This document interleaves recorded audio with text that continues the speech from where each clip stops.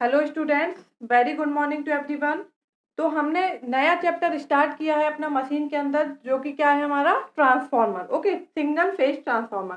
तो हम basic discussion कर चुके थे लास्ट क्लास में कि सिंगल फेज ट्रांसफार्मर क्या होता है, क्या नीड होती है। मतलब सिंगल फेज है, थ्री फेज, सिंपल सा कि ट्रांसफार्मर होता क्या है। ओके, तो हमने आपको डेफिनेशन बताई थी कि ट्रांसफार्मर क्या है। ट्रांसफार्मर एक हमारा स्टैटिक डिवाइस है। ओके, स्टैटिक डिवाइस क्या होता है? ऐसी डिवाइस जो कि क्या होती है, रोटेट नहीं करती है। ओके, क्योंकि अभी तक हमने जो भी डीसी मशीन पढ़ा है, डीसी जनरेटर, डीसी मोटर, वो क्या है हमारी रोटेटिंग डिवाइस है। बट ट्रांसफार्मर क्या है, हमारी एक स्टैटिक डिवाइस है। ट्रांसफार्मर एक डिवाइस है जो कि क्या करती है, वोल्टेज को बढ़ाती है या फिर घटाती है, बट एक कांस्टेंट फ्रीक्वेंसी पे। मतलब फ्रीक्वेंसी जो होती है वो क्या रहती है हमारी, ऑलवेज कांस्टेंट। या पावर भी जो होता है वो हमेशा क्या रहता है, कांस्टेंट। पावर क्या, V इंटू आई, ऑलवेज कांस्टेंट। अगर वोल्टेज बढ़ेगा तो करंट कम होगा, या करंट बढ़ेगा तो वोल्टेज कम होगा। ठीक है। और हमने आपको क्या बताया था, उसकी रिक्वायरमेंट्स बताई थी कि नीड क्या है, एप्लीकेशंस क्या है ट्रांसफार्मर की, कहाँ कहाँ पर को जरूरत पड़ती है, जनरेशन में, ट्रांसमिशन में, डिस्ट्रीब्यूशन में। ठीक है, कहाँ पे हमें ट्रांसफार्मर की जरूरत पड़ती है, पावर इलेक्ट्रॉनिक्स में कहाँ जरूरत पड़ती है, कम्युनिकेशन में कहाँ यूज होता है उसका हमारा, ये सारी चीजें हम लास्ट क्लास में डिस्कस कर चुके हैं। तो जिसने नहीं देखा है, प्लीज वो पहले हमारी previous video basics of transformer जाके देखें, क्योंकि आपको बेसिक समझना जरूरी है कि एक्चुअली ट्रांसफार्मर क्या होता है, उसमें बाइंडिंग्स क्या है, किसको हम प्राइमरी बाइंडिंग बोलते हैं, किसको सेकेंडरी बोलते हैं, किसको हाई वोल्टेज, किसको लो वोल्टेज, वो सब हम उस क्लास में डिस्कस कर चुके हैं। ओके, तो हम आज की क्लास में नया हम डिस्कस करने वाले हैं, जो कि हमारा क्या है, कंस्ट्रक्शन ऑफ ट्रांसफार्मर। ओके, कि जो हमारा ट्रांसफार्मर होता है वो किन किन पार्ट से मिलके बना हुआ होता है, ये समझना बहुत ही जरूरी है। तो ट्रांसफार्मर के कंस्ट्रक्शन में जो मेन पार्ट्स होते हैं वो दो पार्ट्स होते हैं हमारे। ओके, कौन कौन से होते हैं? सबसे पहला पार्ट जो होता है वो होता है हमारा क्या, कोर। ठीक है, कि जो कोर होती है वो किसकी बनी हुई होती है हमारी, एंड सेकेंड पार्ट जो होता है वो होता है हमारा क्या, बाइंडिंग। मतलब कई सारे पार्ट्स हैं हमारे, कोर हो गया, बाइंडिंग्स हो गया। ओके, उसके बाद हमारा टैंक हो गया, हमारा ट्रांसफार्मर ऑयल है, कंजर्वेटर टैंक होता है, conservator tank, Buchholz relay, Buchholz relay. Okay, transformer oil, conservator tank, Buchholz relay, breather,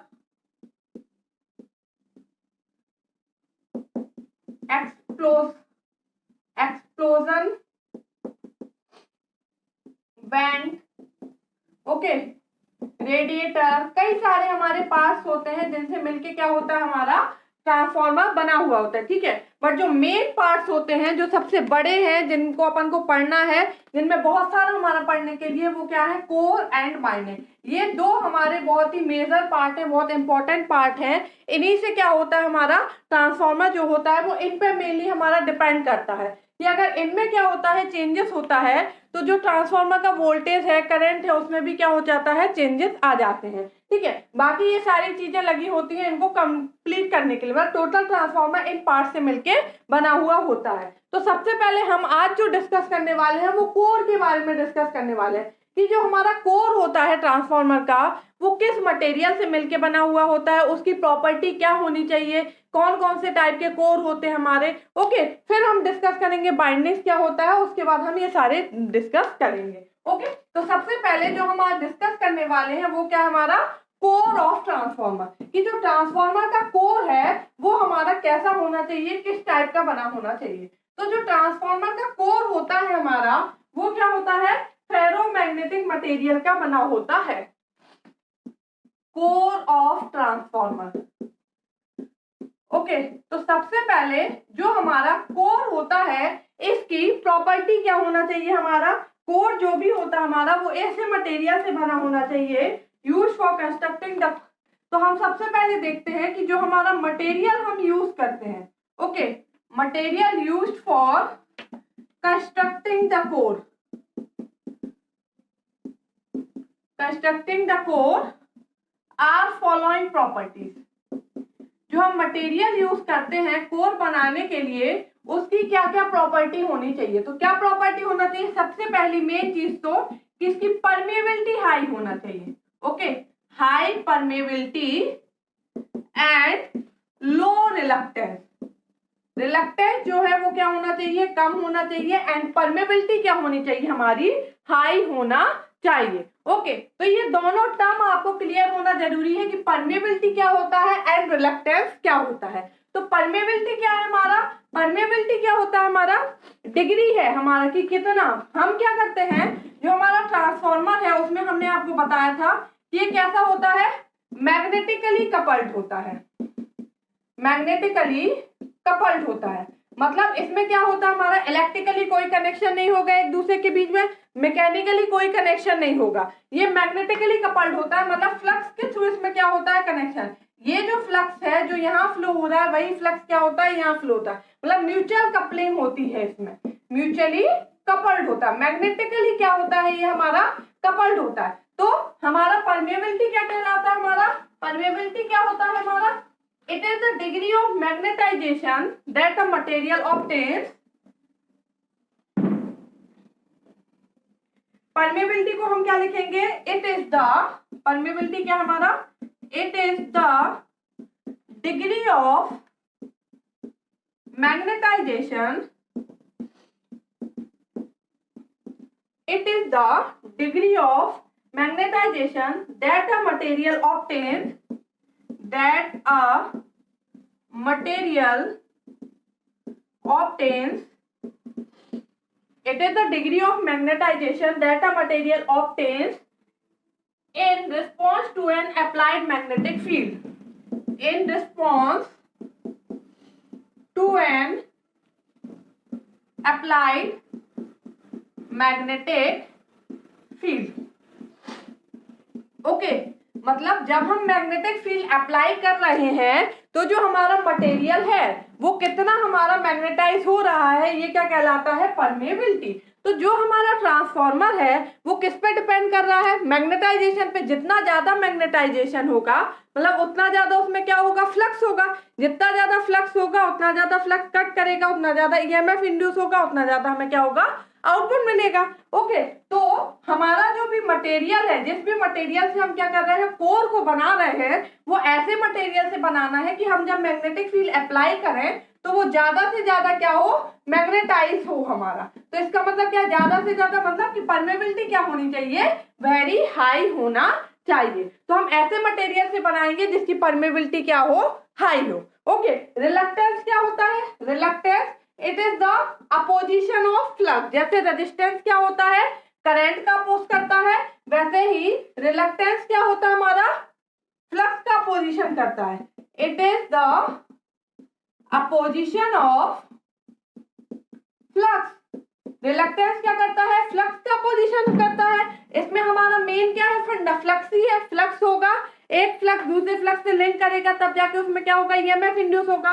तो रिलक्टेंस क्या होना चाहिए, कम से कम होना चाहिए ताकि ये उसका अपोज ना करे, और ज्यादा से ज्यादा फ्लक्स जो है वो हमारा दोनों बाइंडिंग से लिंक करना चाहिए और हमारा ईएमएफ इंड्यूस होना चाहिए। ओके, तो हम जो कोर यूज करेंगे वो ऐसे मटेरियल का यूज करेंगे जिसकी परमेबिलिटी क्या हो, हाई हो, एंड रिलक्टेंस क्या हो, लो हो। ओके, तो ऐसा मटेरियल कौन सा मटेरियल होता है, फेरोमैग्नेटिक मटेरियल। ये जो मैं बता रही हूँ हर एक एक पॉइंट जो है आपके एग्जाम पॉइंट ऑफ व्यू से बहुत ही इंपॉर्टेंट है। ओके, गेट में इससे क्वेश्चंस नहीं आते हैं, बहुत कम, एक आध बार बाई चांस हो सकता है कि देते हैं, क्योंकि गेट में थ्योरेटिकल क्वेश्चन बहुत कम पूछे जाते हैं, न्यूमेरिकल पोर्शन ज्यादा आता है। बट बाकी जितने भी आपके एग्जाम होते हैं, एसएससी हो गया, बाकी इलेक्ट्रिसिटी बोर्ड के हो गए हैं, या कोई भी एग्जाम जो भी होते हैं, तो उसके लिए क्या होते हैं, ये थ्योरेटिकल क्वेश्चन बहुत इंपॉर्टेंट रहते हैं। और ट्रांसफार्मर एंड डीसी, इससे कई सारे क्वेश्चन पूछे जाते हैं। ट्रांसफार्मर हो गया, डीसी मशीन, इंडक्शन से भी इनसे बहुत सारे क्वेश्चन अराइज होते हैं। तो आपसे सिंपल पूछ लेंगे कि जो कोर हम बनाते हैं ट्रांसफार्मर में वो किस मटेरियल का बनाते हैं। ठीक है, तो सबसे पहले कोर जो बनाते हैं वो किस मटेरियल का बनाते हैं, फेरोमैग्नेटिक मटेरियल। ओके, कोर जो हम बनाते हैं वो किस मटेरियल का बनाएंगे, फेरोमैग्नेटिक मटेरियल।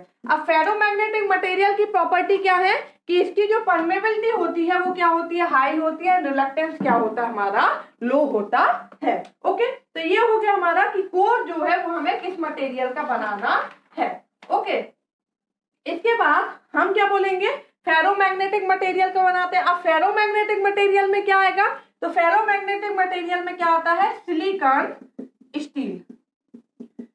तो आपके पास या तो ऑप्शन ये होगा कि फेरोमैग्नेटिक मटेरियल का बनाते हैं, या फिर कहाँ क्या दिया जाएगा कि सिलिकॉन स्टील का बनाते हैं। तो नॉर्मली हम क्या बोलते हैं कि हम स्टील का बनाते हैं कोर। अगर हम बोले तो स्टील का पहले की कोर बनाते हैं, क्योंकि स्टील की जो कंडक्टिविटी होती है वो क्या होती है, हाई होती है। इसकी कंडक्टिविटी हमारी क्या होती है, हाई होती है हमारी। परमेबिलिटी भी क्या होगी हमारी, हाई होगी। बट इसमें जो एडी करंट लॉस होता है, एडी करंट लॉस है, वो क्या होता है हमारा, बढ़ जाता है। ओके, इसलिए हम स्टील के साथ क्या कर देते हैं, कुछ सिलिकॉन को, कुछ परसेंटेज ऑफ सिलिकॉन क्या कर देते हैं इसमें ऐड कर देते हैं, ताकि उसके एडी करंट जो लॉस है वो क्या हो, हमारा कम हो। इसलिए हम प्योर स्टील का ना बना के उसके साथ कुछ सिलिकॉन को ऐड कर देते हैं। इसलिए हम बोलते हैं कि जो हम बनाते हैं वो किसका बनाते हैं, सिलिकॉन स्टील मटेरियल का बनाते हैं। या फिर हम किसका बनाते हैं, एक और हम बोलते हैं कि हम किसका बनाएंगे, CRGO। CRGO ये क्या है हमारा, cold rolled grain oriented steel. Okay, पहले जो हम बनाते थे वो बनाते थे hot role grain oriented steel का। अब हम किसका बनाते हैं, अब जो मोस्टली यूज किया जाता है वो कौन सा यूज है, तो सबसे बेस्ट मटेरियल जो है वो कौन सा है हमारा, CRGO steel, cold rolled grain oriented steel. इसमें क्या होता है, जो हमारा स्टील है उसको क्या करते हैं हम, उसके ऊपर रोलर चलाते हैं। तो जिस डायरेक्शन में हमारा फ्लक्स की डायरेक्शन होगी उसी डायरेक्शन में हम क्या करते हैं, उस पर रोलर चलाते हैं। तो उससे क्या होता है, उसकी परमेबिलिटी क्या होती है, उस डायरेक्शन में बढ़ जाती है। ओके, तो इसलिए हम इसका यूज करते हैं कि नॉर्मल स्टील पे हम क्या करते हैं, एक रोलर चलाते हैं। तो आप जिस डायरेक्शन में रोलर चलाएंगे उस डायरेक्शन में उसकी परमेबिलिटी बढ़ जाती है। तो जिस डायरेक्शन में हमें फ्लक्स की डायरेक्शन होगी उसी डायरेक्शन में हम रोलर चलाएंगे तो उसकी क्या होती है, परमेबिलिटी और ज्यादा बढ़ जाती है। ओके, तो हम किसका यूज करते हैं, हमारा cold rolled grain oriented steel. तो एक तो इसकी परमेबिलिटी क्या होती है, हाई होती है। दूसरा क्या होता है, इसमें जो हिस्टेरेसिस लॉसेस होते हैं, हिस्टेरेसिस लॉस होता है, ये क्या होता है, कम होता है। क्योंकि जो CRGO मटेरियल है, cold rolled grain oriented steel, CRGO जो स्टील है इसका क्या होता है हमारा, इसका जो हिस्टेरेसिस लूप होता है वो नैरो होता है। ठीक है, मतलब हिस्टेरेसिस लूप जो है उसका जो एरिया होता है वो बहुत ही कम होता है। और हिस्टेरेसिस जो लॉस होते हैं वो किस पे डिपेंड करते हैं, एरिया पे। हिस्टेरेसिस जो लूप है, मैंने हिस्टेरेसिस कर्व पढ़ाया है इंस्ट्रूमेंटेशन की प्लेलिस्ट में, जाके आप पूरा डिटेल में देख सकते हैं कि हिस्टेरेसिस कर्व क्या होता है। बी और एच के बीच में मैग्नेटिक फील्ड इंटेंसिटी और जो हमारा फ्लक्स डेंसिटी है उसके बीच का जो हमारा कर्व बनता है उसको हम BH कर्व बोलते हैं। तो जो BH कर्व का जो एरिया होता है उसके एरिया पे, मतलब उसका जो लूप होता है उसका जो एरिया, जितना ज्यादा एरिया होगा उतना ज्यादा हिस्टेरेसिस लॉस होगा, जितना कम एरिया होगा उतना कम हिस्टेरेसिस लॉस होता है। ठीक है, तो हम CRGO स्टील जो होता है इसका जो हिस्टेरेसिस लूप होता है वो नैरो होता है, मतलब एरिया कम होगा तो इसका जो लॉस होता है हिस्टेरेसिस लॉस, ये भी क्या होता है, कम होता है। इसलिए हम कौन सा मटेरियल यूज करते हैं, CRGO स्टील। तो ये तीनों कोई भी दे सकते हैं, हो सकता है फेरोमैग्नेटिक मटेरियल दे दिया जाए, या सिलिकॉन स्टील दिया जाए, या फिर CRGO दिया, या तीनों दे दिया जाए, फिर फोर्थ ऑप्शन दे दिया जाए ऑल ऑफ द अबव। तो ये तीनों में से कोई भी ऑप्शन आप लगा सकते हैं, एक ही चीज है हमारा। ठीक है, तो बेस्ट जो हम यूज करते हैं वो कौन से यूज करते हैं, CRGO। तो ये तो हो गया सबसे पहले कि जो हमारा कोर है वो हमारा कौन से मटेरियल का बना होना चाहिए। ठीक है, अब हम देखते हैं कि जो हमारा कोर है क्या वो हमारा सॉलिड कोर होता है या फिर हम उनको प्लेट्स के रूप में बनाते हैं। जैसे हमने जब आपको डीसी मशीन पढ़ाया था वहां पे भी हमने आपको डिस्कस किया था कि हम जो कोर बनाते हैं उसमें जो हम कंडक्टर्स डालते हैं, जो हम लैमिनेशंस हैं वो हम पतले पतले लैमिनेशंस डालते हैं ताकि एडी करंट लॉस जो है वो क्या हो, हमारा रिड्यूस हो। तो ऐसे ही हम यहाँ पे भी करते हैं कि जो हमारा मैग्नेटिक कोर होता है, ठीक है, सपोज ये हम ऐसा मैग्नेटिक कोर है तो वो हम इस तरीके से बनाते हैं। ये हम क्या करते हैं, पतले पतले लैमिनेशंस बनाते हैं। इस तरीके से हम क्या करते हैं, पतली पतली मतलब लैमिनेशंस लेके, ये ऐसे एक लैमिनेशन लेंगे, फिर बीच में क्या आ जाएगा, इंसुलेशन, फिर एक लैमिनेशन लेंगे, फिर इंसुलेशन, फिर एक लैमिनेशन लेंगे, फिर इंसुलेशन। ऐसा नहीं है कि हम एक सॉलिड कोर यूज कर रहे हैं, ठीक है, सॉलिड कोर नॉट यूज, हम एक सॉलिड कोर यूज नहीं करते, हम क्या करते हैं, थिन लैमिनेशंस का यूज करते हैं, ठीक है, पतले पतले लैमिनेशंस बनाते हैं और उन पतले पतले लैमिनेशंस को क्या कर देते हैं, एक साथ जोड़ देते हैं, ठीक है, उन पतले पतले लैमिनेशंस को हम एक साथ क्या कर देते हैं, राइवेटेड कर देते हैं, एक साथ उनको जोड़ देते हैं और फिर मिलके हमारा क्या होता है, एक कोर बनता है।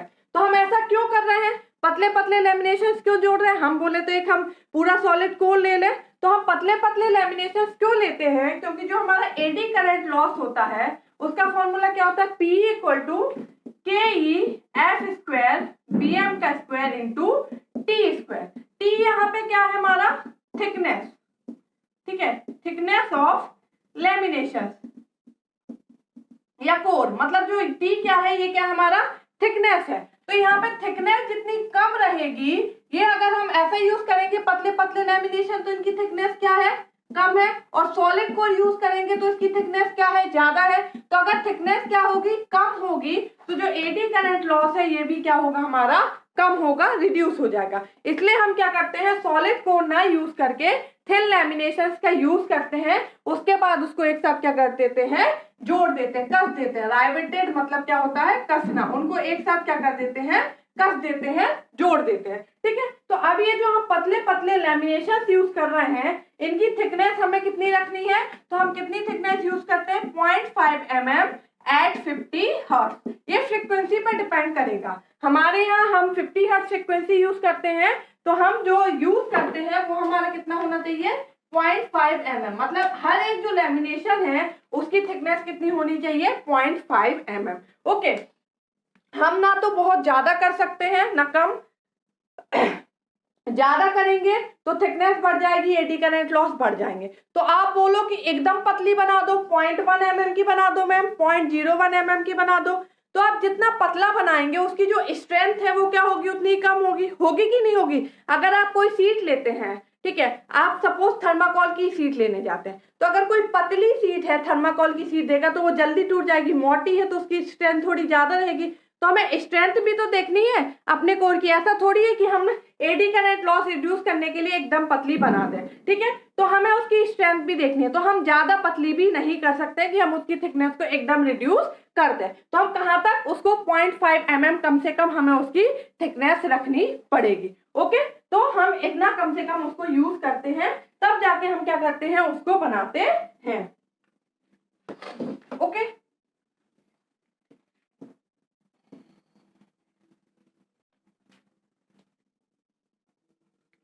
ठीक है, तो हम क्या करते हैं, ऐसे पतले पतले लैमिनेशंस लेते हैं और उनको क्या कर देते हैं, जोड़ देते हैं, ठीक है। अब ये जो पतले पतले लैमिनेशंस है, इनके बीच में हम क्या लगाते हैं, इंसुलेशन प्रोवाइड कराते हैं। ओके, ये जो हमारे, ये क्या है, हमारे थिन लैमिनेशंस है।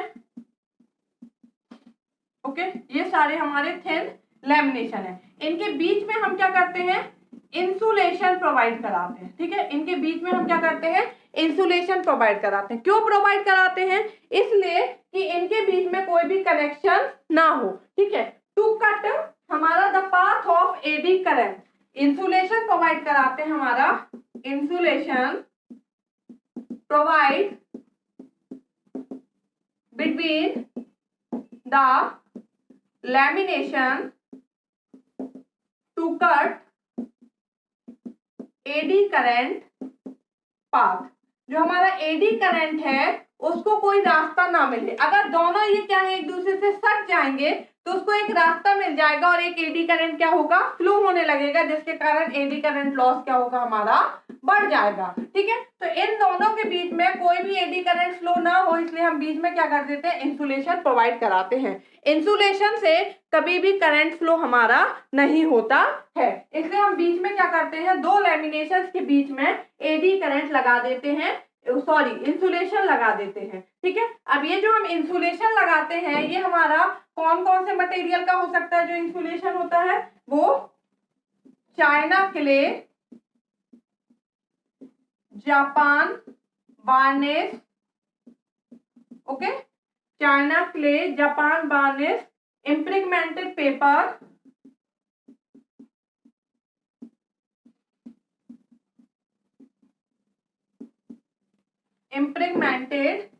paper and last one is oxides paint। तो हम जो इंसुलेशन यूज करते हैं वो ये 4 हम मटेरियल यूज करते हैं, ठीक है। इंसुलेशन के लिए ये आपसे पूछे जा सकते हैं नाम, कोई भी नाम दे दिया जाएगा। तो इंसुलेशन के लिए हम इनमें से कौन सा यूज करते हैं, तो चाइना क्ले यूज कर सकते हैं, या तो जापान बार्निश, इम्प्रेग्नेटेड पेपर, या फिर ऑक्साइड पेंट। ओके, तो हमारे जो थिन लैमिनेशन हमने यूज किए हैं सिलिकॉन स्टील के, उनको क्या करते हैं हम टाइटली क्या कर देते हैं, एक दूसरे से बांध देते हैं। हम बहुत ही अच्छे से उनको क्या कर देते हैं, एक दूसरे से बांध देते हैं, ताकि उनके बीच में क्या हो, एयर गैप ना आए, ठीक है। इस तरीके से हम उनको बांधते हैं कि उनके बीच में एयर गैप ना आए, क्योंकि अगर उनके बीच में क्या होता है, एयर गैप इंट्रोड्यूस होता है, तो अगर एयर गैप क्या होता है, बढ़ता है, तो रिलक्टेंस भी क्या होता है, हमारा बढ़ेगा, और रिलक्टेंस बढ़ेगा तो इसका मतलब क्या है, फ्लक्स क्या होगा, कम होगा। फ्लक्स कम होगा तो जो ईएमएफ इंड्यूस है वो भी क्या होगा, हमारा कम होगा। तो हम इस तरीके से उनको टाइटली बाउंड करते हैं कि उनके बीच में एयर गैप ना आए। Okay,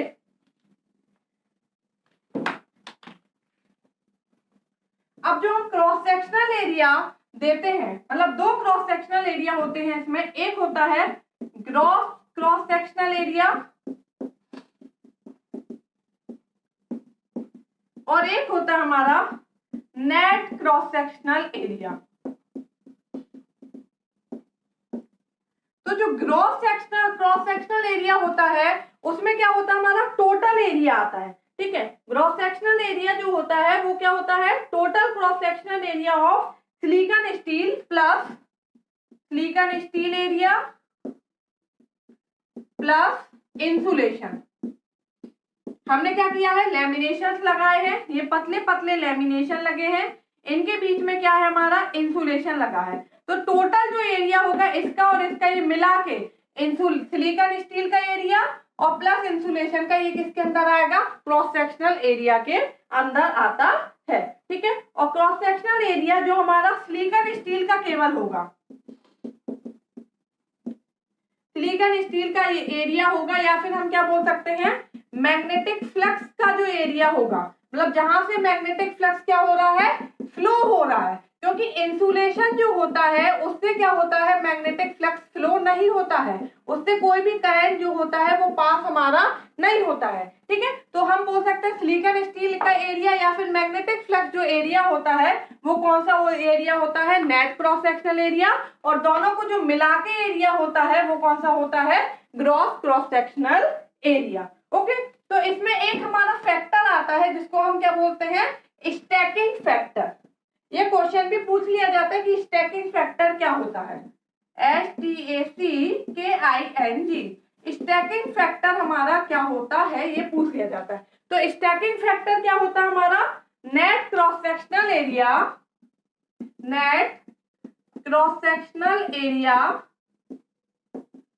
divide by gross cross sectional area. Okay, क्या बोल सकते हैं, AN डिवाइड बाय AG। तो इसकी वैल्यू ऑलवेज लेस देन 1 होगी, क्योंकि ये हमेशा क्या होगा, ज्यादा होगा। ये दोनों का सम है, इंसुलेशन और सिलिकॉन स्टील के एरिया को मिला के, और ये केवल सिलिकॉन स्टील के एरिया का है। तो ये अप्रोक्सीमेटली कितना होता है, 0.9 होता है। तो ये सिंपल फॉर्मूला पूछ लिया जाता है कि स्टैकिंग फैक्टर क्या होता है। तो stacking factor it is the ratio of net cross sectional area divide by gross sectional area. Its value is always less than 1, it is approximately 0.9। Okay, अब जो हम इसमें फ्लक्स डेंसिटी निकालते हैं, B equal to, flux density का हमारा formula क्या होता है, flux density B equal to क्या होता है, 5/8 फ्लक्स डिवाइड बाय एरिया। तो यहाँ पे जो एरिया ये होता है, ये कौन सा एरिया होता है, net cross sectional area. Okay, ये आपको ऐसे ही समझ में आ रहा है क्यों हम नेट क्रॉस सेक्शनल एरिया लेंगे, क्योंकि फ्लक्स की बात हो रही है, और फ्लक्स हमारा कहाँ से फ्लो हो रहा है, केवल जो नेट क्रॉस सेक्शनल एरिया है जो सिलिकॉन स्टील के लैमिनेशन है केवल इनसे फ्लक्स पास होगा, ना कि इंसुलेशन से। तो यहाँ पे हम कौन सा एरिया लेंगे, net cross sectional area. Okay, तो ये हमारा नॉर्मल सा डिस्कशन हो गया कि हम कौन सा सबसे पहले मटेरियल यूज, कोर बनाना है तो कोर के लिए हम कौन सा मटेरियल यूज करेंगे, फेरोमैग्नेटिक मटेरियल यूज करते हैं नॉर्मल।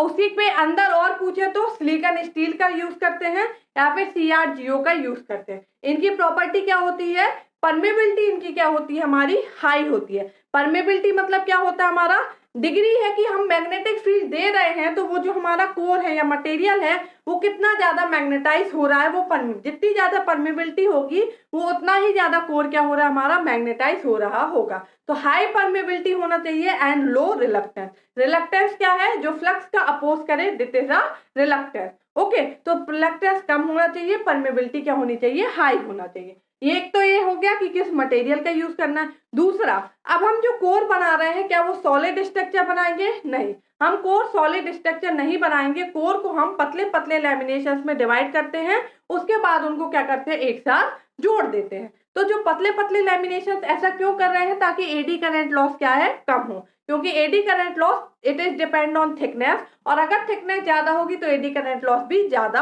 होगा, इसलिए हम पतले पतले लैमिनेशन पे डिवाइड कर देते हैं। अब जो लैमिनेशन है उनकी थिकनेस हमें कितनी रखनी चाहिए, क्योंकि अगर बहुत ज्यादा कम कर देंगे तो उनकी स्ट्रेंथ पे क्या होगा, प्रभाव पड़ेगा, स्ट्रेंथ क्या होगी, कम हो जाएगी। तो हमें कम से कम 0.5 mm उनकी क्या होना चाहिए, थिकनेस रखनी है at frequency of 50 hertz. Okay, इसके बाद हमने देखा कि जो दो लैमिनेशन है उनके बीच में हम इंसुलेशन प्रोवाइड कराएंगे ताकि दोनों के बीच में कोई कांटेक्ट ना रहे और एडी करंट फ्लो ना हो, ठीक है। अदरवाइज वो क्या होंगे, दोनों के बीच में एक एडी करंट फ्लो होने लगेगा और स्पार्किंग वगैरह क्रिएट हो जाएगी। तो लैमिनेशन के लिए हमने देखा कि चाइना क्ले का यूज करते हैं या इम्प्रेगमेंटेड पेपर का यूज करते हैं, ऑक्साइड पेंट का यूज करते हैं, इन सारी चीजों का हम यूज करते हैं, ठीक है। अब हम देखते हैं कि हमारा कोर जो है वो हमारे कितने टाइप्स के हैं, कोर हमारा कितने टाइप्स के होते हैं, जो टाइप्स हैं कोर के वो हमारे कितने टाइप्स के हैं, ये हम डिस्कस करेंगे। ओके, तो ये हम नेक्स्ट क्लास में डिस्कस करेंगे कि जो हमारा टाइप्स ऑफ कोर है वो हमारे कितने टाइप्स के हैं, क्योंकि काफी लेंथी है तो इसी क्लास में काफी लेंथी हो जाएगा। Okay, thank you.